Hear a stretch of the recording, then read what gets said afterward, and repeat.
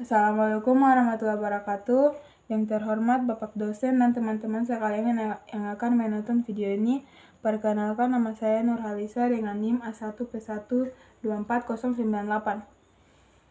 Di sini saya akan mempresentasikan hasil materi yang telah saya rangkum, di mana materi ini membahas tentang faktor bentuk lahan. Dan untuk mempersingkat waktu, langsung saja kita membahas materinya. Oke, lanjut ke materi yang ketiga, yaitu faktor bentuk lahan. Apa itu bentuk lahan? Bentuk lahan adalah karakteristik dari permukaan bumi yang terbentuk oleh interaksi antara faktor relief, proses geomorfologi, material penyusun, struktur geologi, dan waktu. Setiap faktor ini memiliki peran penting dalam menciptakan variasi lahan, mulai dari pegunungan, lembah, hingga dataran. Contoh bentuk lahan yaitu dataran rendah cocok untuk permukiman karena lebih stabil, sedangkan pegunungan lebih rentan terhadap gerakan tanah. Bentuk lahan juga memengaruhi pola drainase, ekosistem, dan penggunaan lahan manusia. Faktor pembentuk lahan terbagi menjadi 5, yaitu relief, proses, material, struktur, dan waktu. Di mana yaitu relief yaitu tinggi dan rendahnya permukaan bumi, proses yaitu proses alami seperti erosi, pelapukan, dan vulkanisme. Sedangkan material adalah jenis batuan atau tanah yang membentuk lahan. Terus struktur, susunan batuan dalam kerak bumi, sedangkan waktu, durasi proses pembentukan lahan. Masuk ke faktor 1 yaitu relief.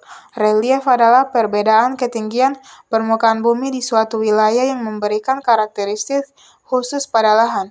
Relief biasanya diukur berdasarkan ketinggian absolut atau dari permukaan laut atau relatif perbandingan dengan daerah sekitarnya. Relief berfungsi untuk memengaruhi aliran air, pola drainase, dan distribusi sedimentasi. Relief yang curam lebih rentan terhadap erosi, sedangkan dataran cenderung lebih stabil dan cocok untuk pertanian. Contoh relief yaitu gunung dan pegunungan. Relief tinggi sering kali merupakan hasil tektonik, sedangkan lembah yaitu relief rendah biasanya terbentuk akibat erosi air, dan dataran permukaan datar dengan sedikit variasi ketinggian. Lanjut ke faktor 2 yaitu proses. Proses merupakan proses-proses yang mengubah bentuk permukaan bumi melalui tenaga eksogen atau proses dari luar bumi seperti erosi, sedimentasi, dan pelapukan, serta endogen atau proses dari dalam bumi seperti tektonik dan vulkanisme. Jenis-jenis proses yaitu eksogen dan endogen. Lanjut ke faktor ketiga yaitu material. Jenis material terbagi menjadi 2 yaitu batuan dan tanah. Yang dimana batuan adalah material utama yang membentuk kerak bumi. Batuan bisa berasal dari 3 kelompok utama yaitu beku, sedimen, atau metamorf. Sedangkan tanah terbentuk dari pelapukan batuan dan material organik.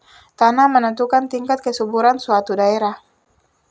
Faktor keempat yaitu struktur geologi.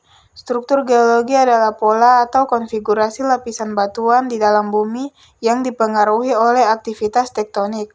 Struktur ini bisa berupa sesar atau patahan dan lipatan batuan.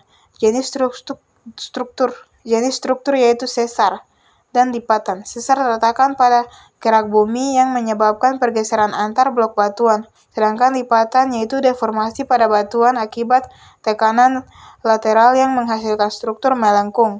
Dan yang terakhir adalah faktor 5 yaitu waktu.